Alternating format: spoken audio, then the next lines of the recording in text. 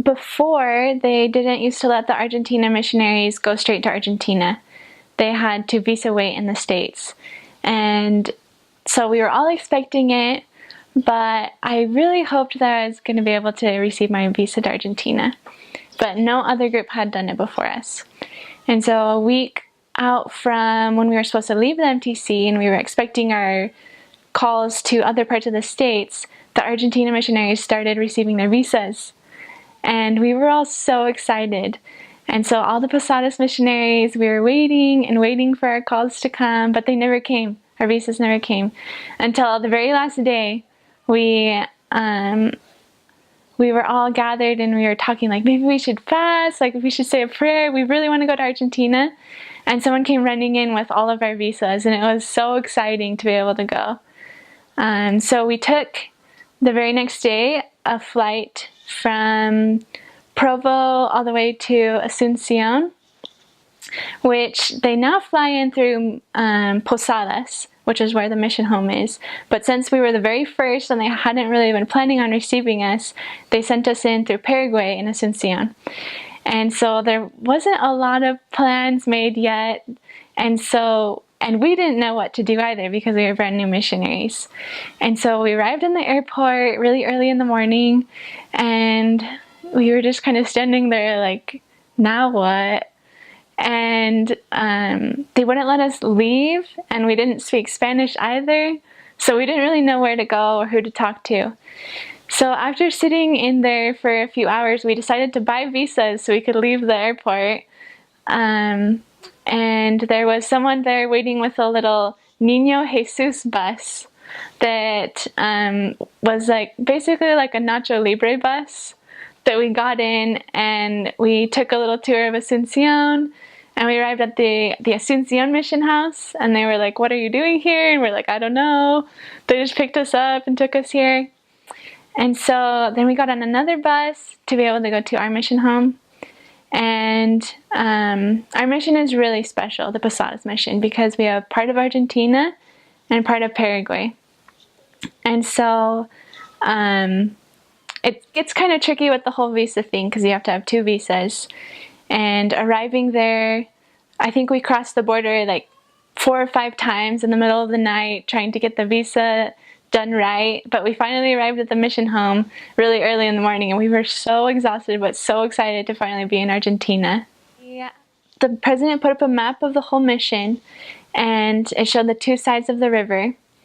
And he started giving assignments, and so some ended up in Argentina, some in Paraguay, and we had just gotten off a huge long bus ride all the way from Asuncion.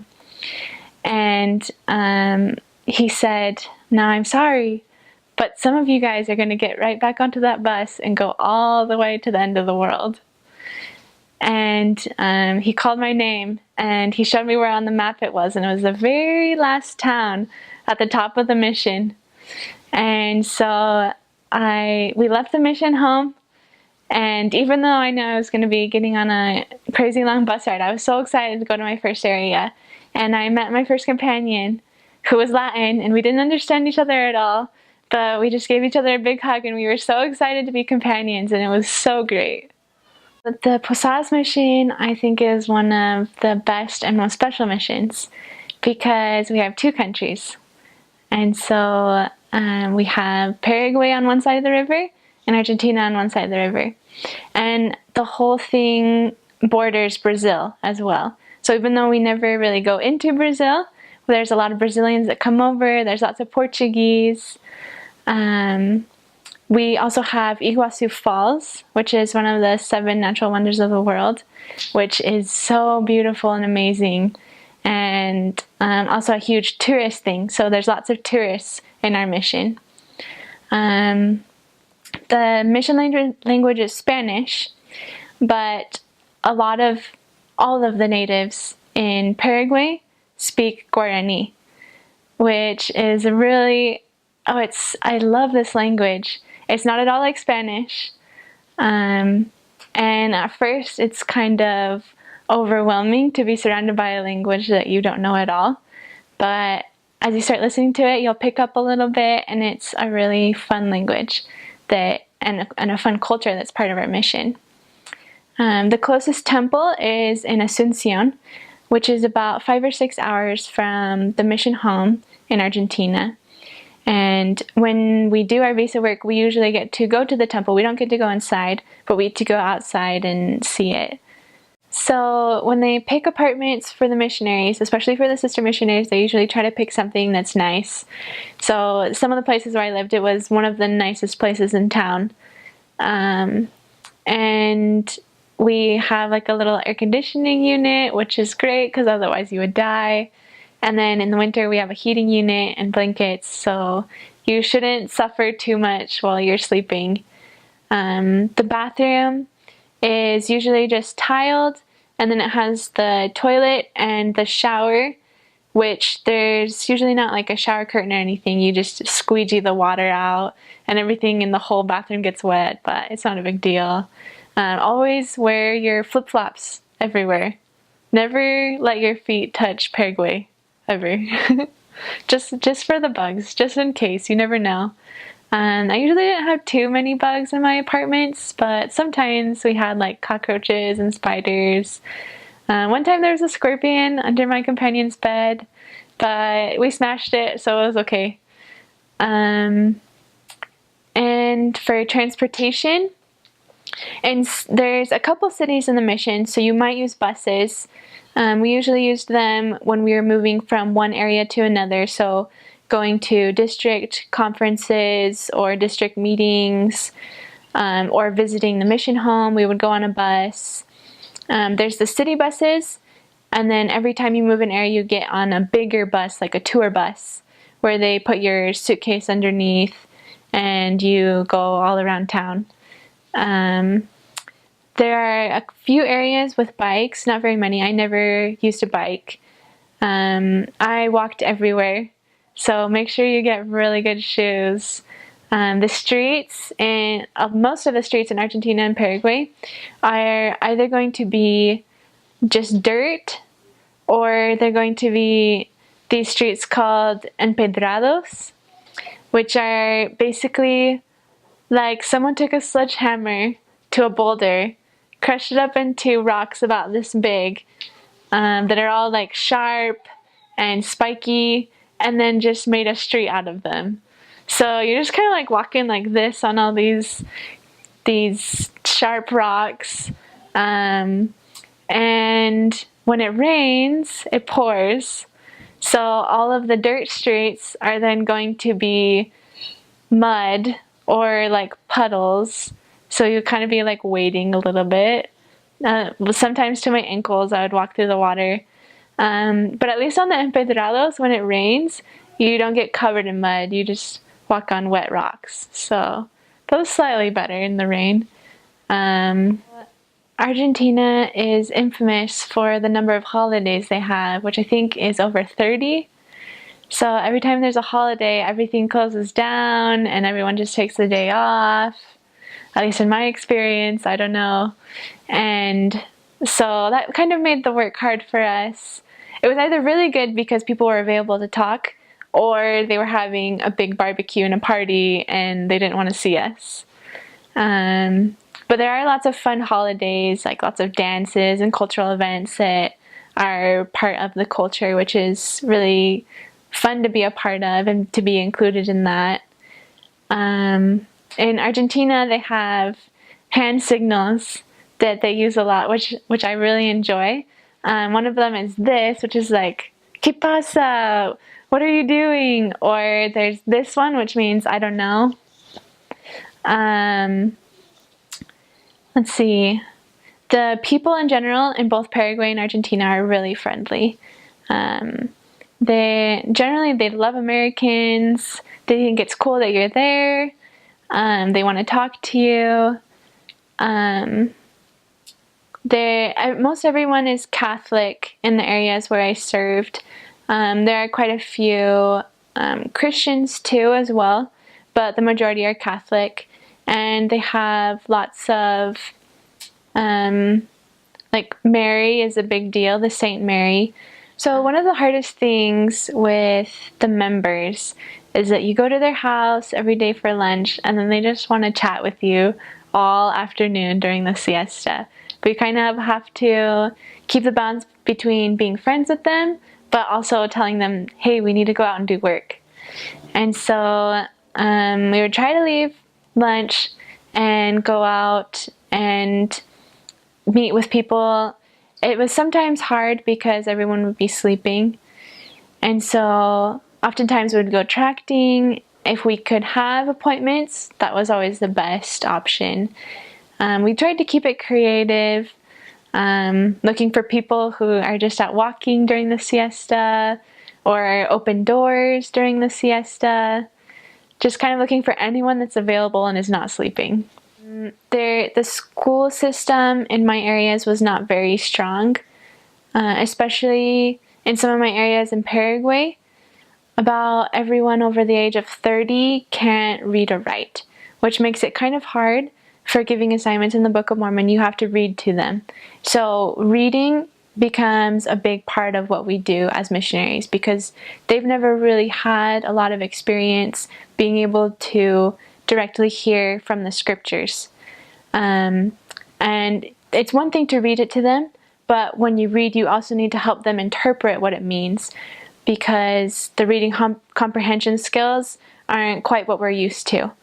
So we usually go through like each phrase and each word and help them understand. And you can kind of see the light bulb go on when they start to get it and start to understand what the scriptures mean and start to feel the Spirit, which is really great.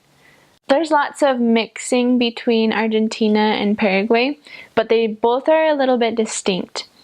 So the Paraguay food is more chicken. We ate a lot of fried milanesa, which is like it's chicken or meat that's breaded and then fried. And there I also ate cow heart, which was exciting. And I also ate mondongo, which you should look up. That's pretty exciting food to eat too. It was not very good, but some people like it. They also have this thing that they make called the tortilla, which is like Indian fry bread, if you've ever had that. It's really yummy. We ate a lot of rice. We ate asado, which is basically like a barbecue, not like with hamburgers, but with like real meat. It's good. It's way good. And then ensalada de fruta, which is every kind of fruit you can name in like a soup, and it's really sweet and really good and one of my favorite things ever to eat. They also have alfajores, which are little chocolate dipped cakes, cookie things with dulce de leche, which is like caramel inside. So they're really yummy. In Argentina, you have more of the Italian influence where I was. So they had like cannolis and gnocchi and lots of pasta. Also the meat in Argentina is amazing. I loved it. They don't eat very many vegetables in my mission, like almost no vegetables. And they pour oil on everything, which is really great.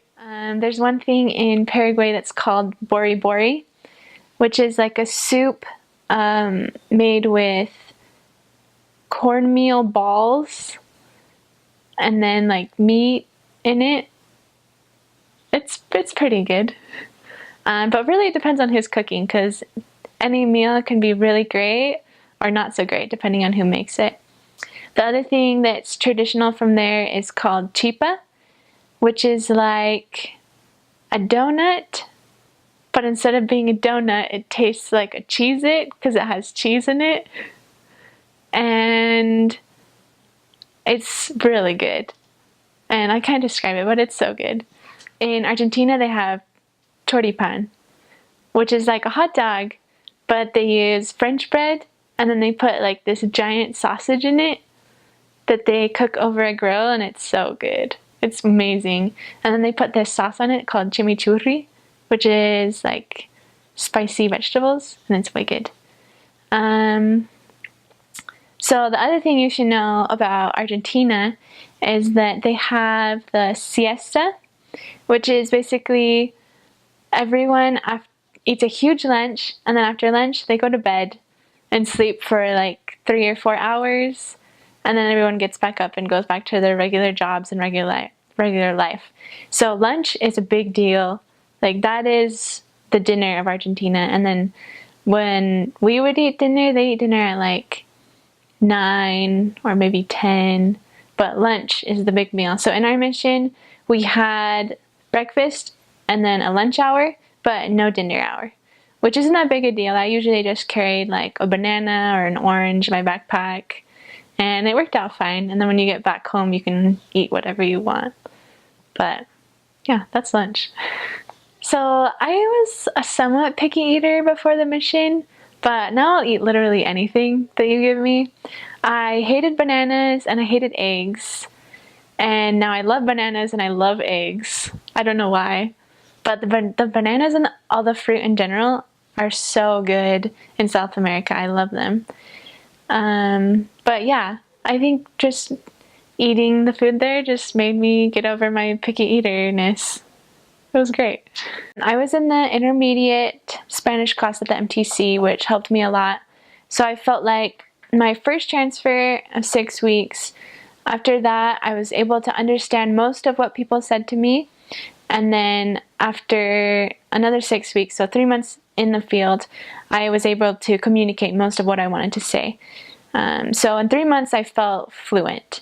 After that, it was just kind of perfecting my Spanish and learning how to communicate myself better, learning different methods of teaching, learning new words. I spent the first half of my mission in Paraguay, so most of what you hear is going to be in Guarani, at least in the areas where I served.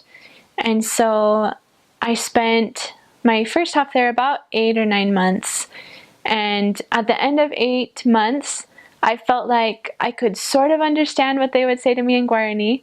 So they would say something to me in Guarani and then I would just respond back in Spanish, and we would kind of have this conversation, half Guarani, half Spanish. But luckily most of the people can speak a little bit of Spanish at least, but their native language is Guarani. Argentina is a little better. Everyone there speaks Spanish, and they have a fun accent with the sh. So like in most of Spanish America they say calle, but in Argentina you say calle. I really like their accent.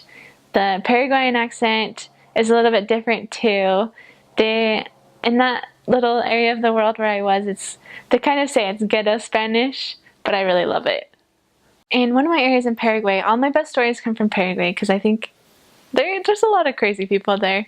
There was this one area where we lived right in the middle of the city, and just a couple blocks from our house was this crazy lady. They said that when she was younger, she used to carry sopa, which is a traditional like cornbread dish, and she would bake it in an oven, and then she would carry on her head this burning hot pan, and they said it fried her brains. I don't know if I believe them, but they said she was crazy. And so there was this one time we were walking down that street where she lived, because there's a member there, and we were talking to the member, and as we left, the member said, "Oh, by the way, the crazy lady is out and she's hitting people." And we were like, oh my gosh, the crazy lady's gonna hit us. And so we tried to sneak out of this lady's house and not be seen by the crazy lady. And so we were walking down the street really carefully and everything was fine until we heard, "Hermanas!" And we turned around and there was the crazy lady and she was running towards us. And we were like, oh my gosh, she's gonna attack us. And so we started running for our lives, but we got backed up against a wall. And so me and my companion were there and we're like, oh my gosh, the crazy lady. And it's this old lady, but for some reason she could just run like nothing else. And she came right up to us, right up to our faces. And she said, "Give me a pamphlet." And I don't think I've ever opened my bag so fast. I was just, here you go. And so we like threw all these pamphlets at her, and she grabbed them all and she's like, hey, thanks. And she just walked away. And we were like, oh my gosh. So that was the crazy lady story that I have. We didn't end up getting hurt, which was great. Another story from that same area was when I was leaving Paraguay to go into Argentina. I had packed up all my bags and we got into a taxi with my companion to go to the bus terminal. And the taxis in Argentina are pretty ghetto. I think this one, the back seat where we sat was just like a piece of wood covered in fabric with a spring. So we were basically just sitting in the back of this taxi, and every little thing we were just like this on this like spring. And in Paraguay and Argentina, where I was, you just say like how much to get to there, and they'll name a price, and then you have to name a lower price, and then you meet somewhere in the middle. And so we had agreed to pay him, and we paid him, and so he was just trying to get us there as fast as possible because we had already paid him. And so he was just zooming down the highway, and we were pretty scared because it was a pretty sketchy taxi. It was shaking a little bit while we were driving.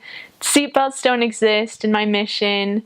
And we saw this motorcycle right in front of us, and it kept getting closer and closer, and we were right behind it, and we were like, oh my gosh, he's gonna hit that motorcycle. And so we like kept looking at each other and looking at him and looking at the motorcycle, like what's gonna happen. And we were coming up on this motorcycle, and right at the last second he veered out of the way so they didn't hit it, and we both screamed, and he took off the mirror of his car on the motorcycle, and so it just went flying off, and we heard like stuff behind us. We don't know what happened to the motorcycle, and we were both screaming like, oh my gosh, he just hit that motorcycle. And the guy he looks at and he sees that it's gone, his mirror, and he just keeps going. We're like, oh my gosh, gonna die. But luckily we got there okay in one piece, and so it was all alright. I wish I had brought more clothes, especially short sleeve shirts. A lot of my shirts were longer sleeved or like nice button-up shirts, but I just ended up like throwing them all away at the end of my mission because it was so hot and sweaty. So just go for short sleeve shirts and really like loose flowy skirts that are long so you can sit down anywhere. Most of what you're going to be sitting down in are like lawn chairs. Sometimes I would sit on like a rock, or usually not on the ground though. They usually try to give you the best seat that they have. But some of the houses are really poor and they don't have very much in the way of sitting or anything really.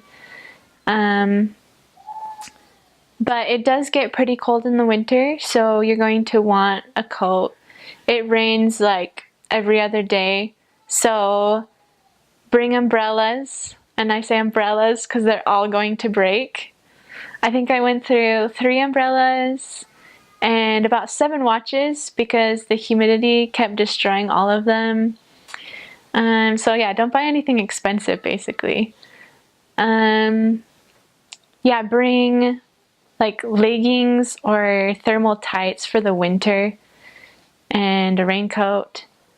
Also, for the streets, you're definitely going to want heels, as not like high heels, but like shoes with thick heels, so that at least you get out of some of the water and you don't feel the rocks as much when you're walking on them.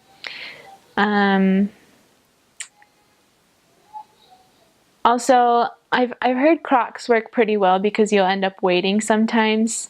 So you could try that. I had lots of people bring backpacks or shoulder bags. I say bring a waist bag. I had a waist bag that I really liked that didn't put any weight on my back. Lots of missionaries have back problems because you're going to end up carrying lots of things. And so I really liked my waist bag. that worked out really well.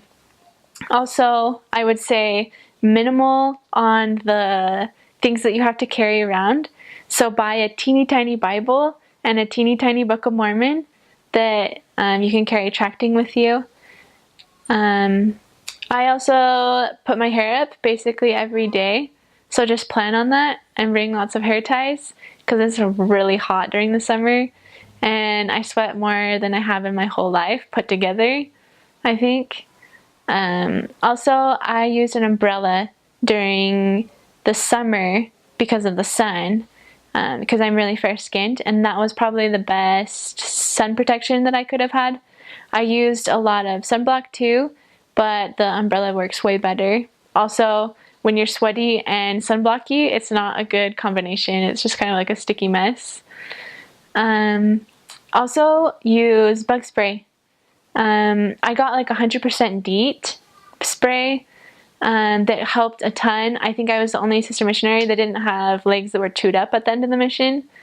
So, especially in some of the northern parts, in the jungly areas, like Iguazu, the sister missionaries just got eaten alive because we don't have anything protecting our legs. We don't have pants. So, you're definitely going to want bug spray. I also only put on mascara for a whole year and a half. I think I wear makeup to zone meetings and things like that, and special occasions. But other than that, you're just going to walk outside and sweat and it's gross. So don't plan on doing your makeup or your hair. Craziest food was definitely cow heart. He didn't tell us what he served us. A member made it for us. And me and my companion started eating it. It was rice and then this like meat thing. And we're pretty used to like random meat. But as we were eating it, we're like, this is like really hard. Like, what is this? And my companion was like, I think I know what it is, but I'm not going to ask him until after we're done eating. And so we finished eating. We're like, yeah, that was really good. What was it? And he was like, oh, it was heart. And she's like, I knew it. I knew it was heart. I was having a hard time. I was in an area. I was a new missionary. I was training. I didn't know what I was doing. My companion didn't know what she was doing. None of our investigators are progressing. It felt like the ward where we were was just kind of falling apart and wasn't supporting us very much. And I was reading in the Book of Mormon, trying to find an answer, trying to find comfort to my problem. And I just opened it up right to where I'd left off, and I was reading about Helaman as a missionary. And it talked about how he had taught priests and he had set up a church and everything was going great. And then all of a sudden the priests stopped being faithful and the people stopped listening. And I realized that Helaman was a wonderful missionary. You can be the best missionary in the world, but sometimes it's not your fault when the people don't accept the message. But Helaman never gave up. He kept teaching and he kept trying and he kept preaching the word of God because he knows the value that it has. And the Spirit just witnessed to me that this is the Lord's work and it'll happen in the way that He wants it to happen. In my second area, I thought I was really good at Spanish, but I was still learning. And we were teaching this lady one time, and I wanted to tell her, when you feel the Spirit, you can know that the church is true with certainty. And so in Spanish, that would be, la iglesia es la verdad con certeza. You will know with certainty. You'll know with certeza. But I said cerveza, which is beer. So I told her, when you feel the Spirit, you'll know that the church is true with beer. So that was pretty embarrassing. But I caught myself right after and I said, no, certeza. So it was alright. My companion got a good laugh out of it though. I think at the end of my mission, I think one of the things that missionaries struggle with is that they're trying to figure out how to be the best, but one important thing you have to do is be the best you. You can't be the best someone else. And I believe that, I know that God has given us specific gifts and talents, and He wants us to use them in His work, in our way, and not try to be someone else. So I had a companion who is kind of soft-spoken like me. We're both patient, we're both good listeners. There's lots of other missionaries that are more exciting, that are funny, that are really good at telling stories, and are really good at explaining the doctrine. And I don't have all of those skills. And one day I was starting to feel bad, me and my companion, because we were feeling we're not very exciting, we're not the funniest missionaries. Like, we would probably be really better missionaries if we had some of those skills. And we visited one of our investigators, who, we had a couple of investigators at the time who just like to talk and talk and talk for hours. And I think we were able to gain their confidence because we listened to them. And we were the only missionaries that had patience with these people and listened to them, realize what their problems were, and help them be able to find solutions through the gospel. And I remember we were sitting in this lesson with our investigator, and he was just talking and talking like always. And he paused for a moment and he said, thanks for listening. No one else really listens to me, but you guys listen to me. And we both felt the Spirit, and we were able to teach him about the restoration and about the gospel. And it was all because we had listened to him, and we realized that God had given us that gift, that we were able to be listeners. And that was able to help so many of our investigators be able to come to know that the gospel is true, because we listened to them and helped them find solutions. And that was what they needed. I don't think there was other missionaries that could have done that for them. The Lord needed us to do that for them. There was lots of crazy weather in my mission. It rains a lot, and some of them are kind of like tropical storms. So it'll be sunny, and then all of a sudden it will just be like raining cats and dogs. There was one time, so when it does rain, as long as it's not dangerous weather, we go out and we keep working, and everyone looks at us and they say, "You're crazy, why are you going outside? It's raining." Because when it rains out there, no one goes outside. All the natives, they just stay in their houses, at least in my experience. And there's one day where we were studying in the morning, and it was raining. And I just looked outside and I was like, oh my goodness, I don't want to go outside first thing in the morning and get soaked and have to work all day in the rain. And so I started praying as hard as I could that it would just stop raining. And so we studied, and we finished our studies, and we went downstairs, put on our shoes, kneeled down to say our prayer, to go outside. And we prayed that it would stop raining. We opened the door and it stopped raining. It was so cool. Keep reading the Book of Mormon. Keep praying, and pray sincerely. Let the Lord know how you're doing. I didn't feel like it was too hard to adjust socially until a couple months later, when I had the epiphany that, wow, I was really weird. And I think I was just really serious when I came back, and I wasn't used to being my normal self. And so just relax and try to remember what it was like to be yourself, and to be able to go where you wanted, when you wanted. You are about to embark on an adventure, and it will be the greatest adventure of your life. And I think the best preparation is attending the temple, reading the scriptures, starting to look at Preach My Gospel.